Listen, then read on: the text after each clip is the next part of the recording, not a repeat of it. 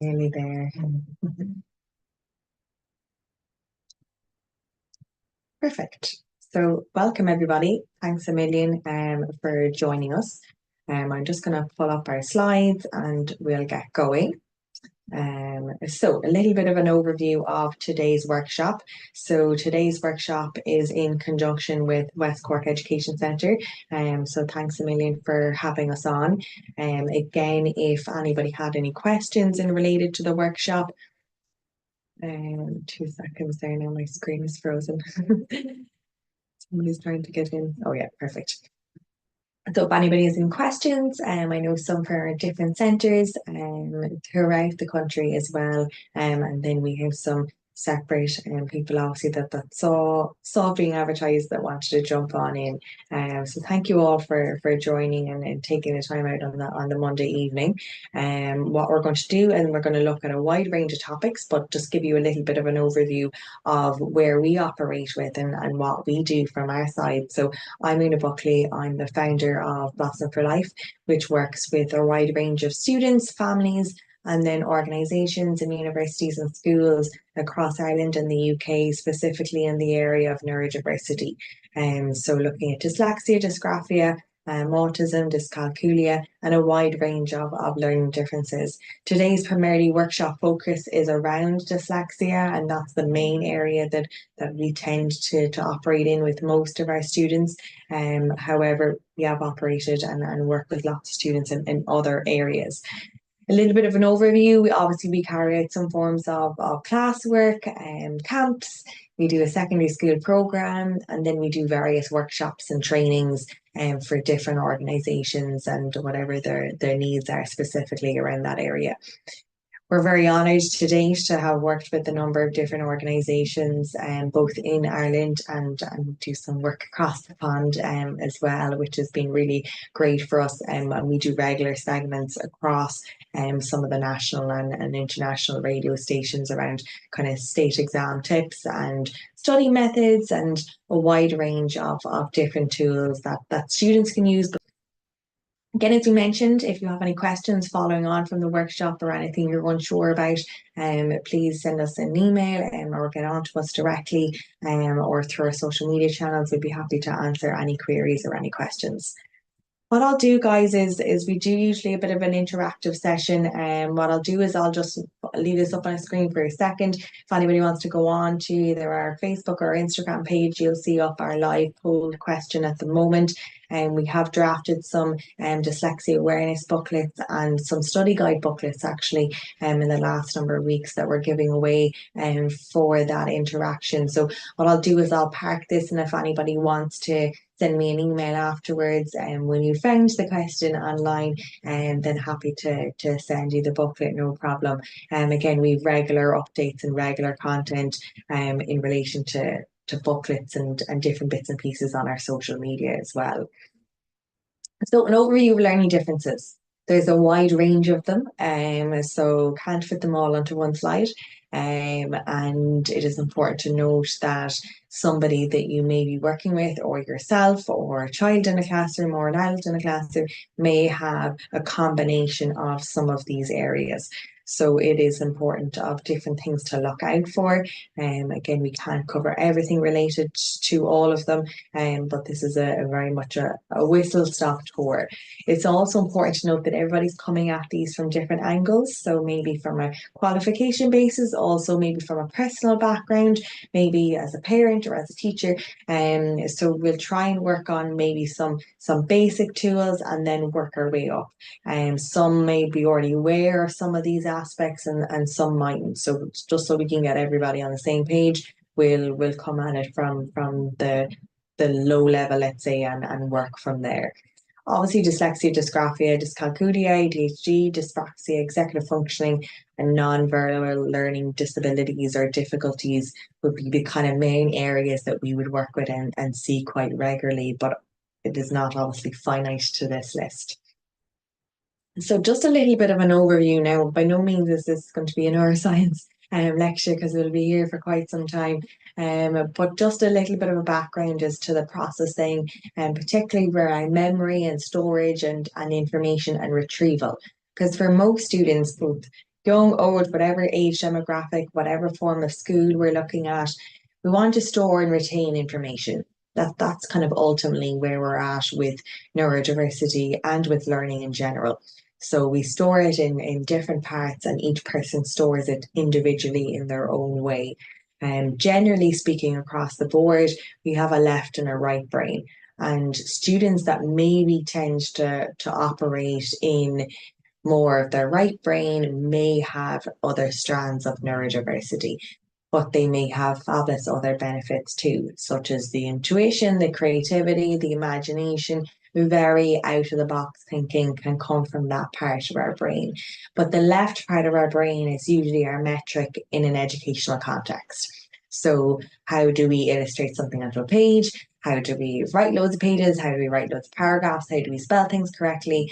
All of those logic, formulas, usually things quite black and white. This is the right answer, this is the wrong answer.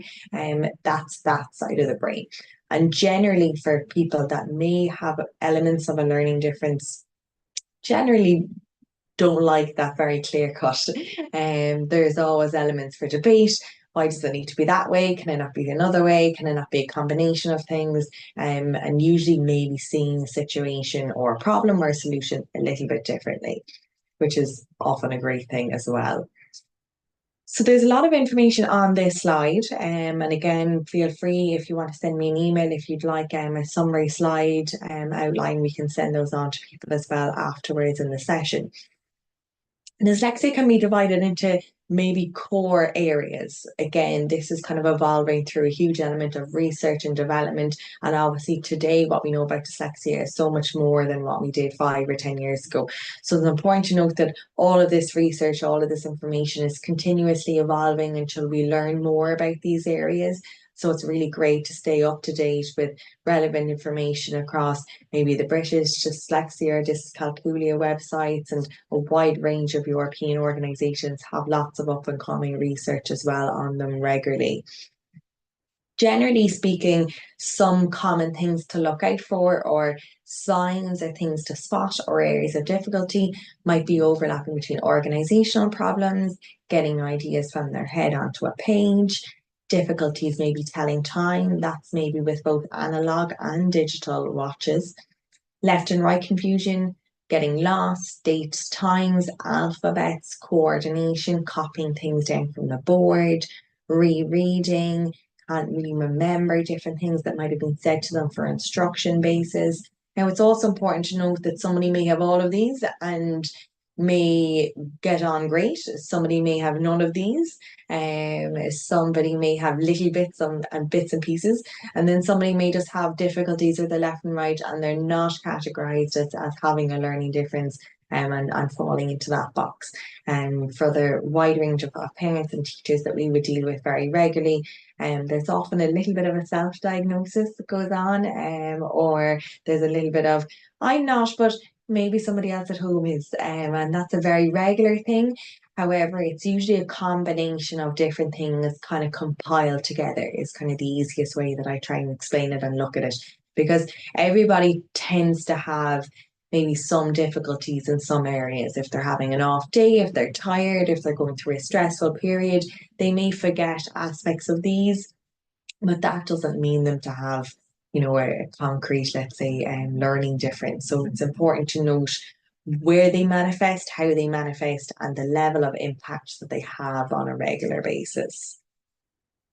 Then dyspraxia. So just to give a bit of an overview, because I suppose it's important to note that a student may have lots of these strands together, and they may have, further difficulties in, let's say, reading and writing and maths, but then they may also have the other challenges too.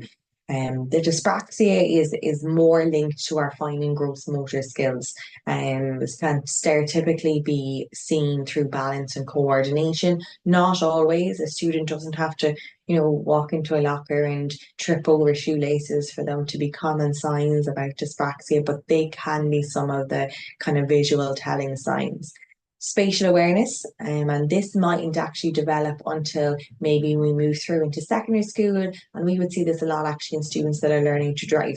So spatial awareness about judging a distance, over something that's usually quite important and that people take quite seriously. How do we park into this space? And how far away we are from front and how far away from we are from the back of the car. Spatial awareness in sport and all of those other sides can be very, very impactful, obviously, and can be quite dangerous if you don't impact upon it quite quickly. But generally speaking, this can be an area of contention for students, especially if they're learning how to parallel park and how to do certain things as they're moving forward into driving. Speech and language, concentration, eye movement, memory, sense of direction, and organization. Again, all of these very, very important topics. Won't have time to look at all of them this evening, and we'll touch on a little bit later how we can kind of delve into these further if people want to kind of join us back into different workshops, into different groups. But these can be some overarching terms and signs of difficulty. In the dyscalculia. So dyscalculia is still very much under the radar over here in Ireland. Over in the UK, they're doing a huge amount of work on awareness and network groups and schools, colleges, and the dyscalculia is becoming more, I suppose, prevalent and being spotted and having signs for it. Over here in Ireland, we still have a little bit to do to become a little bit more well known. But generally, dyscalculia is linked to maths abilities. Now, that's not to say that the student or the child or the adult may not have difficulties then as well from their English. So traditionally, we would have thought dyscalculia was, well, we just do number reversals and it doesn't have any impact on letters. Actually, that's not actually the case. So yes, it can have a number difficulty, but then the child or the student can also have difficulties with their spelling. They can also have difficulties, signs and symbols, road signs and symbols, understanding different situations. So it can have an overlap into different areas. But I suppose it's about splitting those signs between what's dyslexia and then what's dyscalculia. Posture and fatigue, reversing numbers, carrying, borrowing, recognizing patterns and sequences, another really big one, especially here from a maths and arithmetic perspective, but also maybe in general. And then fractions, conversions, percentages. Yet with the advancements of technology, thankfully, lots of these can be done on a calculator and can really help a student, but their mental arithmetic then may be a challenge, or particularly as well in primary, where calculators still aren't really majorly used for them to develop their skills. That may be signs as well that might present at an early stage. Then dysgraphia. So I have dysgraphia myself and had a very late diagnosis till I realized, okay, nobody can actually read half the stuff that I'm saying onto a page. So usually your brain thinks faster than you can handwrite. So we'll never really be able to handwrite as fast as we can type. So lots of students may want to develop this area and relearn skills, and completely possible with the right mechanisms and the right tools.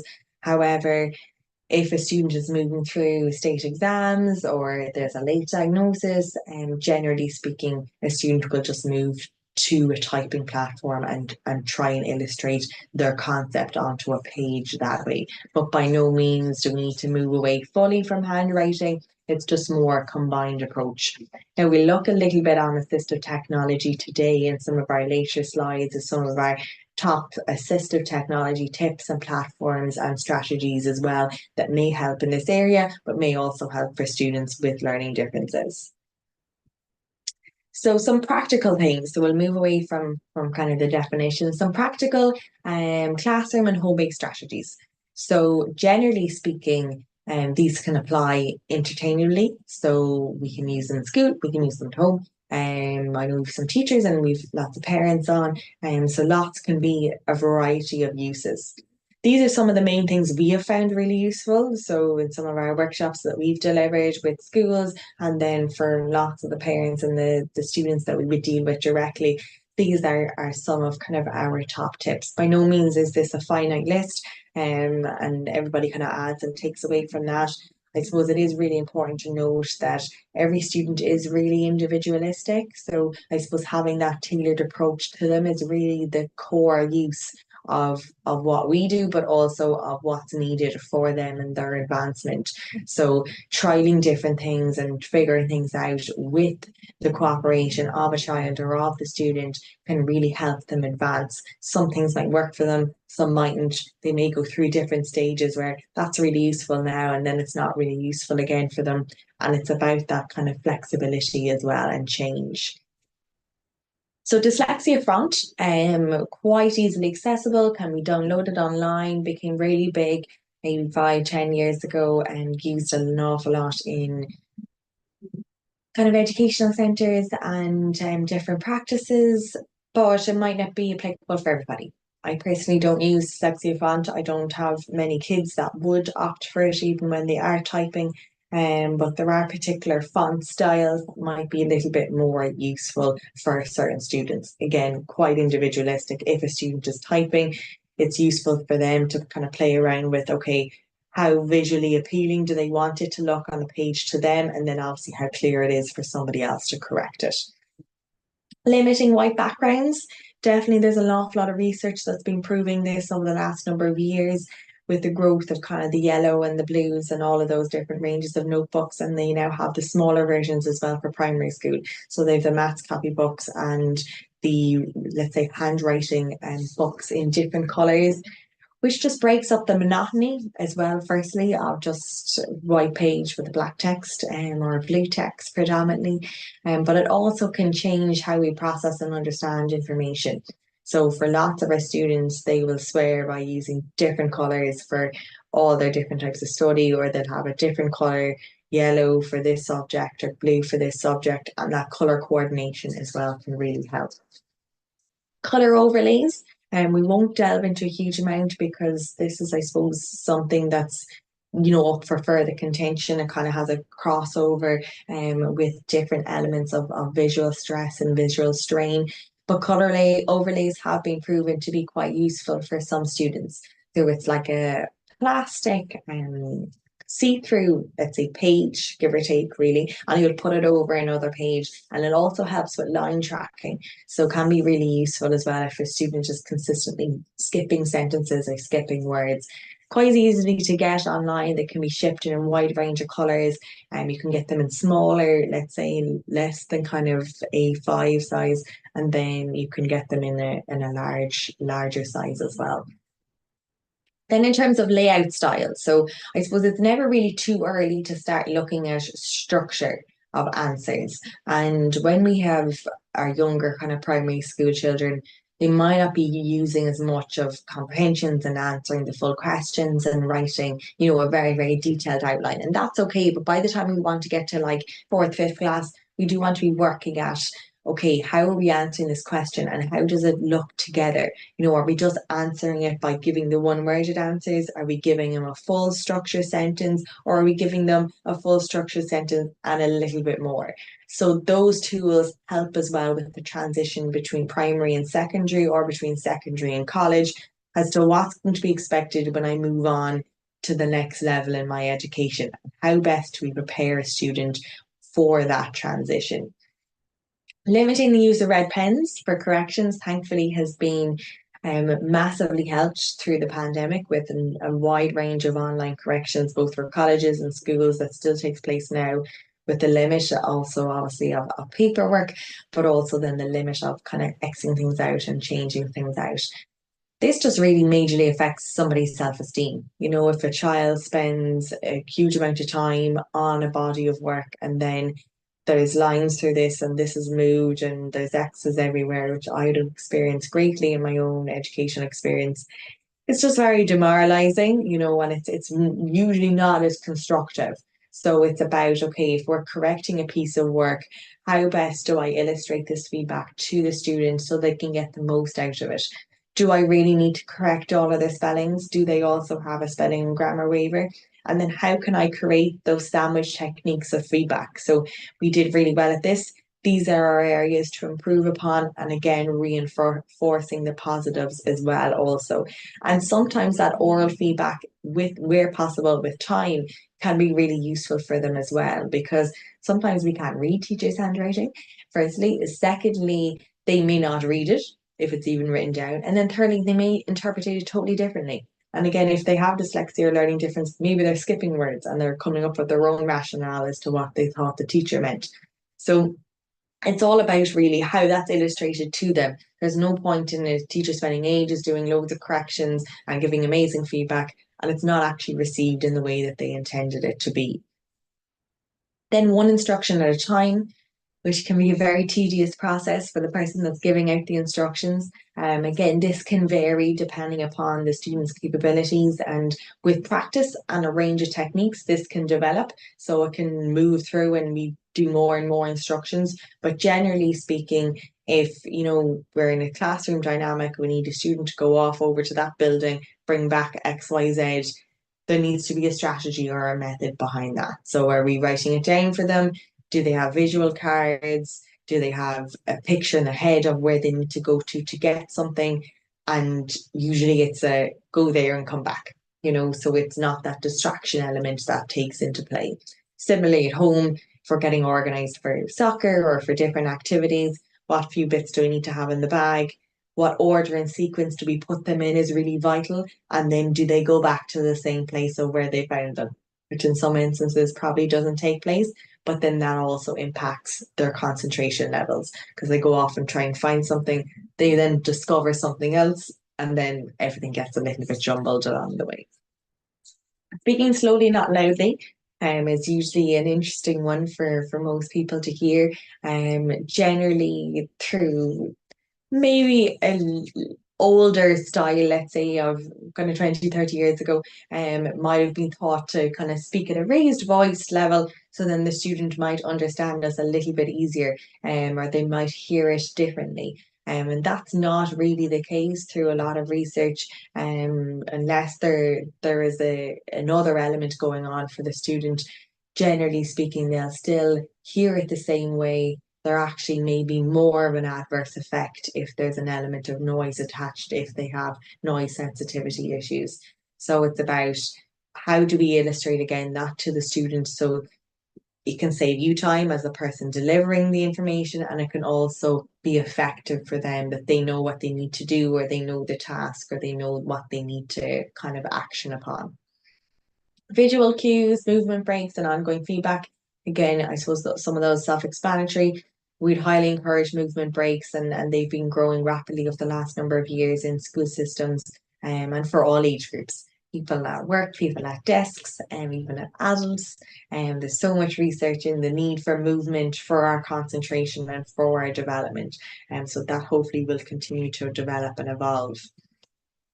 So in terms of assistive technology, so this is a kind of a never-ending path, really, is the best way of describing it. Probably since we came on this evening, there's probably many more applications that have been launched into the area. So it's important to note that this can be a rabbit hole that if you go down and you don't know where you're going, it can be a little bit confusing. What I would suggest is kind of the step one approach to this. And again, we look at this in a further workshop that I'll tell you about in a little while. But a step one approach really is, what are the problem areas that we're really trying to solve? So if you're a teacher, if you're a parent and you're liaising with a student, or you're the student themselves, making a list of, okay, these are the kind of core difficulties and what groupings can we put with them? So if it's spelling and English and maths and reading, can we put those into one box?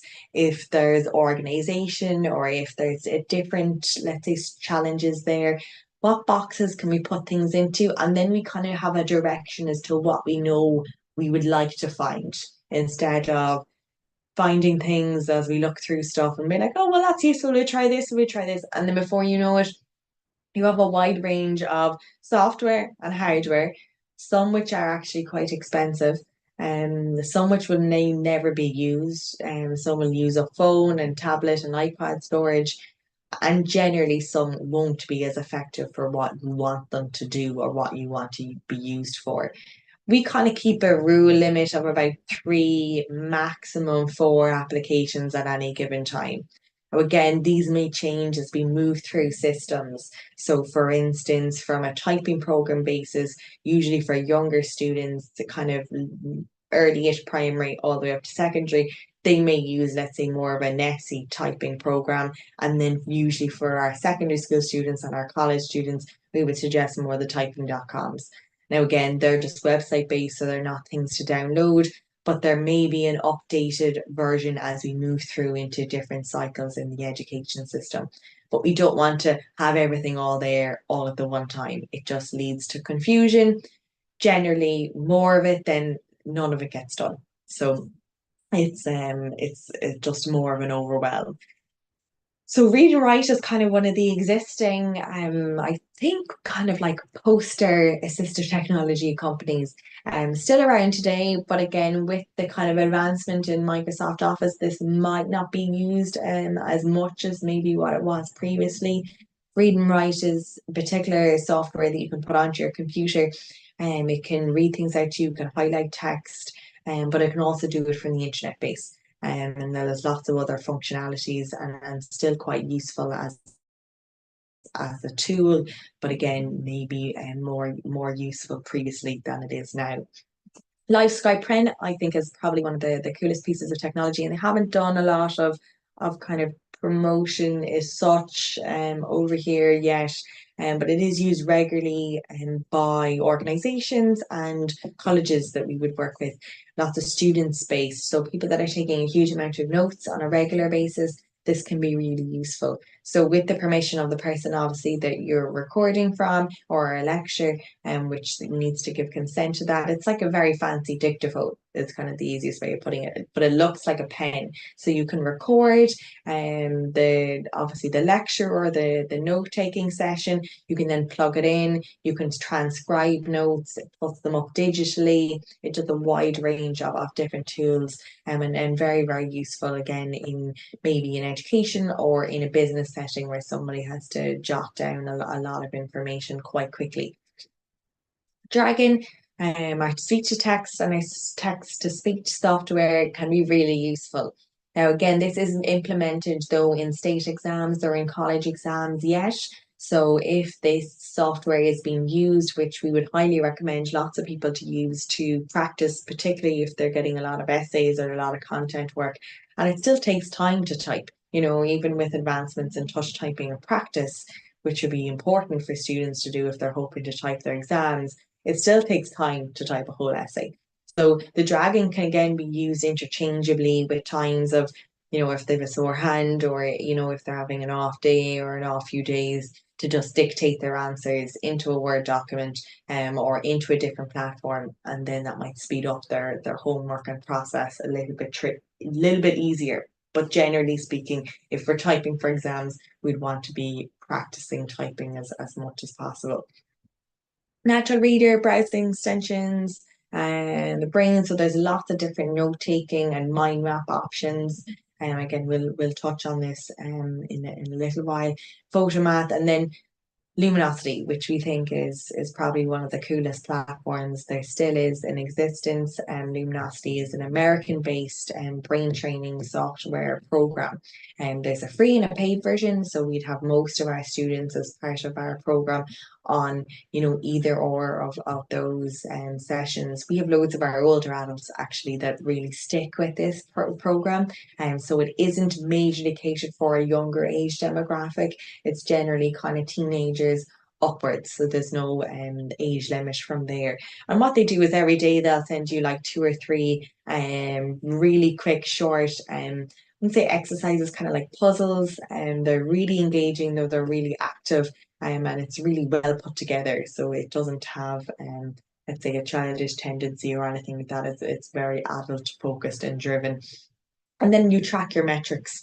So memory retention, concentration, all of those things that are tracked, and you can really see the difference if it's used regularly by somebody, and even if they jump in and out of it every few days or every week or two, it can really have a benefit.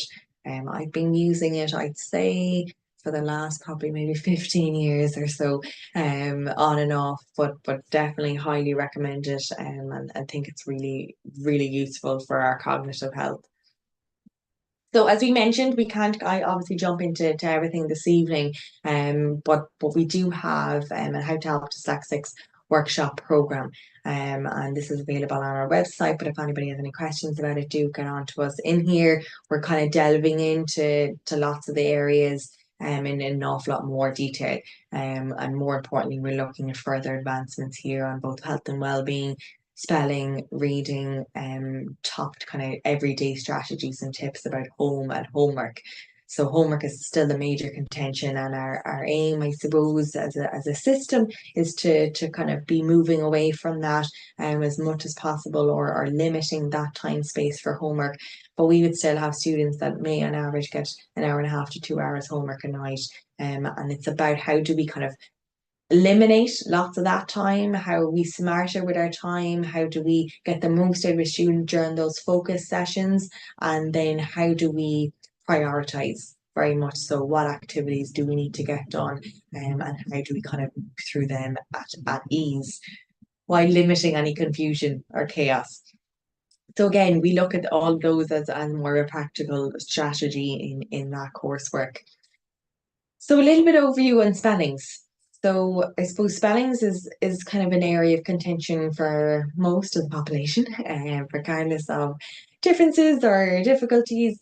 We all will probably have difficulties with spellings. Some people maybe just now more used to autocorrect, texting, dictating again into the phone, the voice notes. So maybe at some point we'll actually forget forms of spellings really. But there's lots of different methods that we can implement spelling for lots of different age groups. So if we have an adult learner, or if we have very young children and they're really trying to help move through this process a little bit easier, this is a very, very short snapshot. Obviously, how they're delivered is really paramount to how it's cemented into their learning strategies, really. But I suppose in terms of the first one for our bubble approach, again, we wouldn't really suggest this for words that are that long, because it actually takes a little bit of a time, as you can see. But I suppose that attention to detail really helps if the student is doing a lot of letter reversal. So if we're taking that extra time to go around the letter, there's less chances then of maybe the classic B's and D's or the P's and Q's, because we're taking that extra time consistently then to do out the word and do out the letters. Number 2 is color coded. We would usually do this for students that may have a difficulty with particular letters. So no, we wouldn't always use it for vowels and consonants, even though it can be used that way. But if there are particular letters that a student is consistently finding difficult, or again, if they're maybe having their name or a particular country or an address, and they're consistently maybe getting certain letters in a word wrong, it can be useful to put those in a different letter. And then it's kind of represented back to them in that way, and then it's through a repetition approach as to how then that is kind of sat differently. The rainbow method, although very pleasant to look at, and great for maybe our older adults, we don't really suggest it as much for our younger students, because it could take you till about 10 o'clock at night to get through the spellings list. So maybe not the best approach on a regular basis, but again, if there was one or two isolated words that were very regularly as errors, or very regularly that they would need to work on, then this can be a useful method also, but within a short time constraint. So a good one to do with this is maybe a sand timer or an egg timer, as to how quick and how neat we can get it onto a page, instead of it being 20 minutes and changing all the colors and changing all the markers or crayons. The stairs approach we think is actually very effective, and it can go both down and up. So let's say you can do it as a stepping stone from a traditional stair basis. And this works quite highly effectively for words really that we think kind of about 6 to 8 letters and more. So usually the stairs approach with like 3 or 4 letters won't make a huge impact, but the longer words this can really help with. Writing with the wrong hand is a fascinating piece of research, really. There's an awful lot coming out about, not obviously done regularly because it would be very tiring and time consuming. But again, if there's certain words, certain letters, alternating hands has been proven through memory and retention to have an impact. Alphabetical order, rhyming and rhyming couplets, and then maybe traditional dictionary work we've moved away from with let's say the advancements of technology and Google. But again, maybe online dictionary work may also be useful as well for some students. Now, I suppose it wouldn't be a very detailed workshop or a workshop in general if I didn't look at this area. Now, again, this isn't a well-being and anxiety-based workshop. That's very important to note. But what we do know from a great deal of research is that, generally speaking, a student with a learning difference will experience higher levels of stress and anxiety throughout their education and maybe as they move forward. This may be presented in each person in a very, very different way. It may be very manageable, then it may get to more severe levels. And so again, it's really important to look out for different signs within people that you're working with, within children, within yourself. Obviously through COVID, there's so much awareness about mental health difficulties. But there is an awful lot of masking that goes on with learning differences. And that habit, depending upon how long that goes on for a student, can be very challenging actually to not leave that spill over into other areas. So, for instance, they may have been masking let's say, the English or the maths, the reading, and then they may be masking the worry on top of it. And they may mask it in school and not mask it at home, or they may mask it at home and not in school. So it can be a very complex topic, and it is something to obviously link in with a trained professional in this area. And obviously there's a wide range of services and supports, both across the country, hopefully, which I know are quite difficult as a unit to let's say move through, but definitely really needed for lots of students. But there is a vast amount then as well of online resources, so there's a huge amount of available resources at home to integrate maybe into a daily practice for a child or for a student, particularly around homework time or stress levels or school worry and school refusals. There's a huge amount of wealth of suggestions and practical strategies that might really help in this area. So again, we won't look into all of these in detail. It's just something to integrate that we look at in further workshops, but also to suggest that, this can be a very, very big topic along with having the learning difference. And it's not always solely just we focus on the education. We do need to focus on the child or the student as a whole person. And if they're not mentally or physically in the best of their capabilities, then that's massively impacting their educational performance. So we very much need to look at all areas that affects them instead of just their grades or their marks or how they're getting on in school. So a little bit of overview as to how to link in with us. As we mentioned, we do a range of one-to-one and to group classes, both for our younger and our secondary school and our older adults. We find lots of these suggestions and kind of daily reminders really useful. So I'd highly encourage you, if you're a parent or even a teacher. I know there's loads of these in classrooms over the last number of years. But it's important for us to remember that doesn't always have to be these massive things. We all go through different life challenges and changes. And for a child, maybe dealing with a learning difference and isn't really sure about it, everything can often seem really overwhelming. Even for an adult, dealing with a learning difference can often be really overwhelming. And it's just about breaking down at times to those basics, and it really is about what can help make the day a little bit easier. Lots of people would like to win the lotto and solve all of their dilemmas, but that's not really realistic. So what are the tangible things that can be done, and what practices can we help those people that we're liaising with so that they can build those resources? So as a child, how can we help them find the things that help them when they're struggling, so that they then know how to, okay, this was tricky for me today. What can I do to resolve the situation, or what can I do then to help make myself a bit better? So giving them those tools and strategies to help themselves instead of being dependent can also be very, very useful and very self-rewarding and self-fulfilling.